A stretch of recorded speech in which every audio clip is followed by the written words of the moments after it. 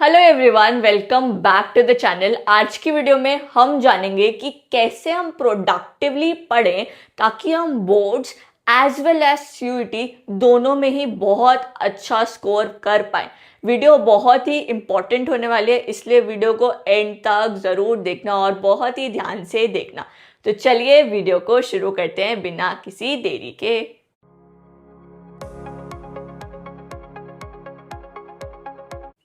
देखिए, सबसे पहला क्वेश्चन आता है कि हम कैसे प्रोडक्टिवली पढ़ें ताकि हमारे टाइम का बेस्ट यूटिलाइजेशन हो।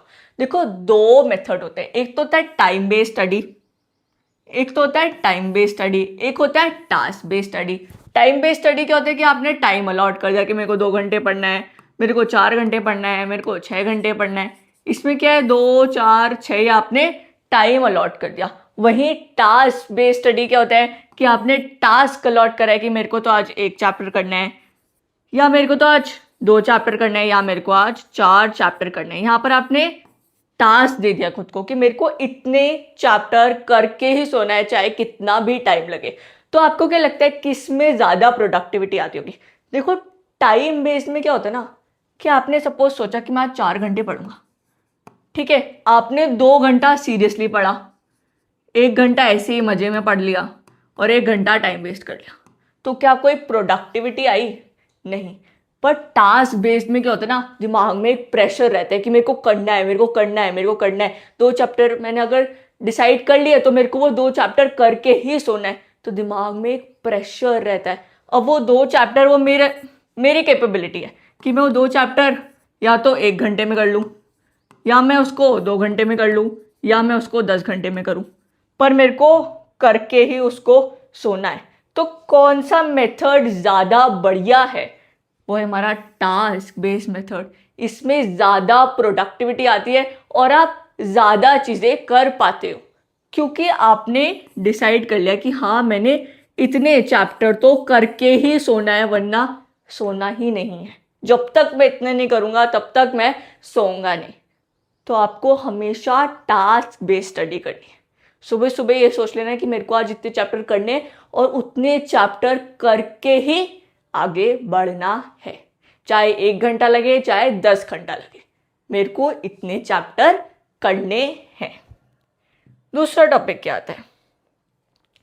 दूसरा टॉपिक आता है हमारा कि हम सिलेबस कब तक कंप्लीट करें अपना। देखो, बिल्कुल हाई टाइम समझो कि मेरे को जुलाई एंड तक तो करना ही है। अगर फिर भी थोड़ा ऊपर नीचे जाता है, कोई फैमिली इमरजेंसी हो जाती है, कुछ भी रीज़न की वजह से अगर आप जुलाई एंड तक नहीं कर पाते तो अगस्त मिड तक तो करना ही करना है। बिल्कुल डेडलाइन बना दो, अगस्त मिड इज 15 अगस्त तक करना ही है। 15 अगस्त तक करना ही करना है एट एनी कॉस्ट। इसको डेडलाइन बना दो कि तब तक कंप्लीट करना है। अब इस दौरान ये जो आप अप्रैल से जो पूरा जुलाई तक या अगस्त मिड तक, इस टाइम पीरियड में आप करने क्या वाले हो, कैसे पढ़ाई करोगे? सबसे मेन फोकस किस चीज़ पे रखोगे? कॉन्सेप्ट पे। जितना आप अपने कॉन्सेप्ट को स्ट्रॉन्ग बना पाओगे ना, उतना ज़्यादा बनाना। ज़्यादा से ज़्यादा टाइम, ज़्यादा से ज़्यादा फोकस सिर्फ और सिर्फ कॉन्सेप्ट पे देना। अभी इस टाइम पर अगर आपने 100 क्वेश्चन सॉल्व करने बैठ गए ना आप, तो आपका क्या होगा? कॉन्सेप्ट नहीं स्ट्रॉन्ग हो पाएगा। क्वेश्चन तो आप सॉल्व कर लोगे, सारे कॉन्सेप्ट को स्ट्रॉन्ग नहीं कर पाओगे। फिर जब सीयूईटी आएगा ना, तब आप एमसीक्यू टाइप क्वेश्चन में फंस जाओगे अगर आपका कॉन्सेप्ट स्ट्रॉन्ग नहीं होगा। तो इन 3-4 महीने सिर्फ और सिर्फ कॉन्सेप्ट एंड कॉन्सेप्ट पे ध्यान देना। क्या क्वेश्चन पे बिल्कुल ही ध्यान नहीं देना है? अभी बात करेंगे कैसे क्वेश्चन सॉल्व करने, बट मेन फोकस किस पे होना चाहिए? कॉन्सेप्ट एंड कॉन्सेप्ट, ठीक है। फिर हमारा नेक्स्ट चीज आती है, दैट इज क्वेश्चन कैसे सॉल्व करने उस अप्रैल से जुलाई तक भी एंड आगे भी कैसे सॉल्व करने। क्या आप कभी भी क्वांटिटी ऑफ क्वेश्चन देखोगे कि मैंने तो 100 क्वेश्चन सॉल्व करे भाई आज के, एंड पर टाइप एक ही करा, एक ही टाइप के क्वेश्चन सॉल्व करे, जैसे लॉन्ग आंसर टाइप? क्या ये करना है कि क्वांटिटी देखनी है और एक ही टाइप के करे जा रहे करे जा रहे करे जा रहे करे जा रहे? नहीं, क्या देखना है? क्वालिटी देखनी है। क्या देखना है? टाइप देखना है कि मैं चाहे 50 ही क्वेश्चन क्यों ना करूं, पर एटलीस्ट 5 टाइप के तो करूं, जिसमें एमसीक्यू भी कर रहा हूं, असर्शन रीजनिंग भी कर रहा हूं, पिक्चर बेस्ड भी कर रहा हूं, लॉन्ग आंसर टाइप भी हो रहे हैं, शॉर्ट आंसर टाइप भी हो रहे हैं। तो हमेशा क्वालिटी देखनी है, टाइप देखना है कि भाई चाहे मैं कम क्यों ना सॉल्व करूं, बट टाइप ज्यादा हो मेरे क्वेश्चंस में।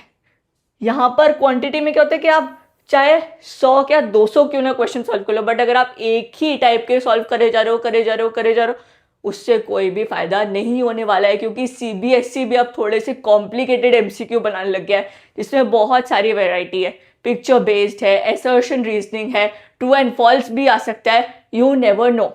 तो इसलिए आपको हर क्वेश्चन को प्रिपेयर करना है, हर एक टाइप के क्वेश्चन को प्रिपेयर करते हुए चलना है। चाहे अप्रैल से जुलाई का भी टाइम क्यों ना है, इसमें आप कॉन्सेप्ट पे तो मेन फोकस करेंगे भी। जब क्वेश्चन सॉल्व करने आएंगे ना, ये नहीं कि क्वेश्चन सॉल्व ही नहीं करने, ठीक है, क्योंकि क्वेश्चन सॉल्व करना भी इंपॉर्टेंट है, क्योंकि एग्जाम में क्वेश्चन ही आने वाले। पर क्वेश्चन कैसे सॉल्व करेंगे? अलग अलग टाइप के, क्वालिटी देखेंगे क्वेश्चन की, ना कि क्वांटिटी कि मैंने तो 100 क्वेश्चन सॉल्व कर ली। ये वाला एटीट्यूड मत रखना, हमेशा सोचना कि मेरे को जितने में हो सकता है उतने टाइप के क्वेश्चन सॉल्व करूंगा। मेरा कॉन्सेप्ट हुआ, क्वेश्चन सॉल्व करने लग गए, चाहे 10 ही क्वेश्चन क्यों ना सॉल्व करे, बट वेरियस टाइप के क्वेश्चन सॉल्व करे उस पर्टिकुलर कॉन्सेप्ट से। फिर जैसे हमारा क्वेश्चन का भी टॉपिक आ जाएगा, आफ्टर सिलेबस। आपको आफ्टर सिलेबस कंप्लीशन क्या करना है? जब आपका अगस्त मिड या फिर जुलाई एंड में सिलेबस कंप्लीट हो जाएगा, उसके बाद क्या करना है? सिर्फ और सिर्फ 2 चीजें, revision and your question solving. जितना टाइम हो सके उतना रिवीजन को दीजिए, जितना टाइम हो सके उतना क्वेश्चन सॉल्विंग को दीजिए। जैसे आपने अप्रैल से जुलाई के टाइम पे जब आपने कोई भी कॉन्सेप्ट पढ़ा था, अगर उसको पढ़ने में आपको 2 घंटे लगा था, तो आपको उसको रिवाइज करने में सिर्फ 1 ही घंटा लगना चाहिए। इस तरीके से रिवीजन करना है। ये नहीं कि 2-2 घंटे आप रिवीजन में लगा रहे हो कॉन्सेप्ट के, नहीं, आधा टाइम लगाना रिवीजन में एंड बाकी टाइम सिर्फ क्वेश्चन सॉल्व में, वो भी अलग अलग टाइप के। एक ही टाइप के क्वेश्चन सॉल्व करने मत बैठना, क्योंकि बोर्ड्स में भी एमसीक्यू टाइप क्वेश्चन आने वाले हैं, लॉन्ग आंसर टाइप क्वेश्चन आने वाले हैं, शॉर्ट आंसर टाइप क्वेश्चन आने वाले हैं। टाइप सॉल्व करना बहुत इंपॉर्टेंट है, rather than focusing on quantity of one type only. Then उसके बाद जैसे आप दिसंबर तक, अगस्त से दिसंबर तक आपके पास टाइम होगा रिवीजन का, क्वेश्चन सॉल्विंग का। जैसे जनवरी आएगा, क्या करोगे? एटलीस्ट दो सैंपल पेपर तो जरूर सॉल्व करोगे। उससे क्या होगा? सबसे पहले तो आपको फॉर्मेट पता चलेगा कि ऐसे ऐसे फॉर्मेट का पेपर आने वाला है। दूसरा, आपको प्रैक्टिस बनी रहेगी कि हाँ, मेरे को इतना स्पीड मेंटेन करना है 3 घंटे में पेपर सॉल्व करने में। फिर आपको टाइप भी पता चलेगा कि हाँ, ऐसे ऐसे इन क्वेश्चंस में इतना इतना टाइम देना है, एमसीक्यू में कितना टाइम देना है। तो आपको टाइम मैनेजमेंट भी समझ में आएगा। इसलिए सैंपल पेपर सॉल्व करना भी बहुत ही एसेंशियल स्टेप है। अगर आपने एक सैंपल पेपर सॉल्व कर लिया, आपको नहीं कॉन्फिडेंस आया, तो और अच्छे से पढ़ाई करके दूसरा सैंपल पेपर सॉल्व करना, बट एटलीस्ट 2 सैंपल पेपर तो सॉल्व करना। बहुत ज़्यादा कॉन्फिडेंस आता है, और जब आप एग्जाम हॉल में बैठे होगे ना एक्चुअल एग्जाम देने के लिए, तब you will be thanking your self कि हाँ, मैंने सच में क्वेश्चन सॉल्व करे थे और सच में मेरे को बहुत ज़्यादा हेल्प हुई थी सैंपल पेपर सॉल्व करके। फिर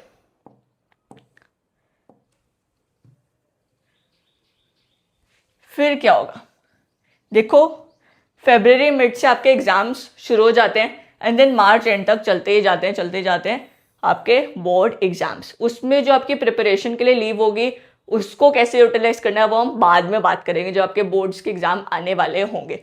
अभी बात करके कोई फायदा नहीं, क्योंकि आप सब भूल जाने वाले हो।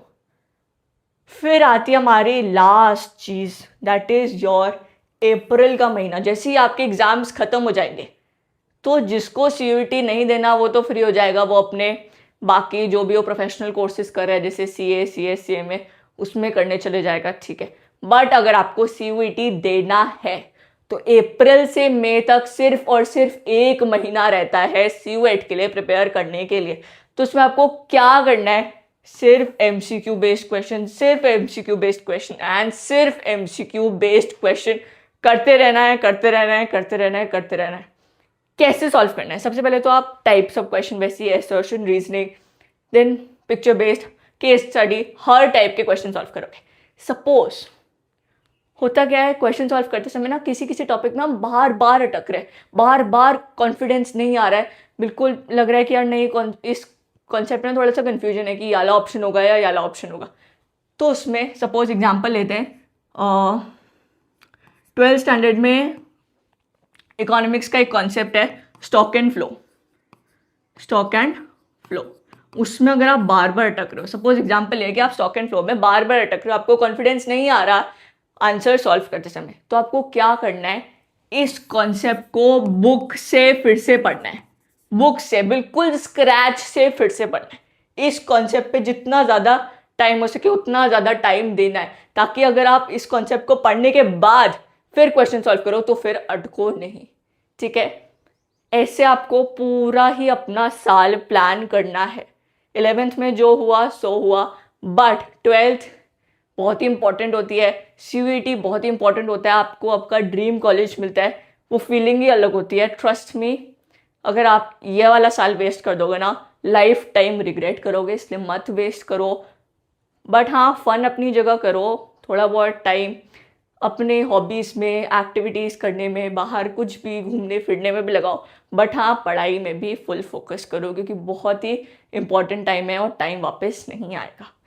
अगर आपको ये वीडियो अच्छी लगी हो तो प्लीज़ वीडियो को लाइक करना and please add your valuable comment as well. Thank you so much for watching. See you in the next video. Bye bye.